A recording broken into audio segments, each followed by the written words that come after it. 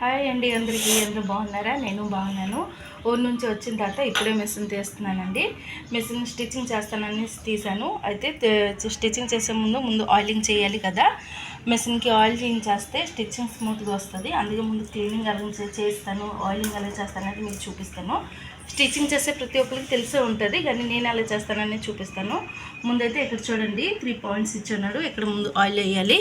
చూడండి, ఇలాగా ఆయిల్ వేయాలి.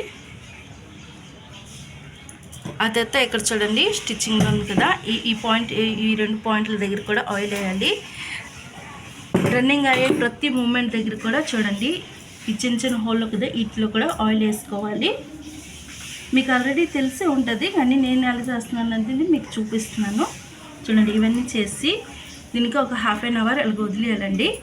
వదిలేస్తే మనం స్టిచ్చింగ్ చేసేటప్పుడు స్టిచ్చింగ్ కూడా కరెక్ట్గా వస్తుంది. మరి మూమెంట్ కూడా క్లీన్గా, నీట్గా, స్మూత్గా అవుతుందండి. ఎటువంటి ప్రాబ్లం రాదు. చూడండి, ఇది ½ an hour ఆయిల్ వేసిన తర్వాత ½ an hour వదిలేయాలి. అప్పుడే బాగుంటుంది, స్టిచ్చింగ్ కూడా బాగుంటుంది. మీకు కానీ నా వీడియో నచ్చినట్టుగా అయితే ప్లీజ్ లైక్ చేయండి, షేర్ చేయండి, సబ్స్క్రైబ్ చేసుకోండి. Bye bye.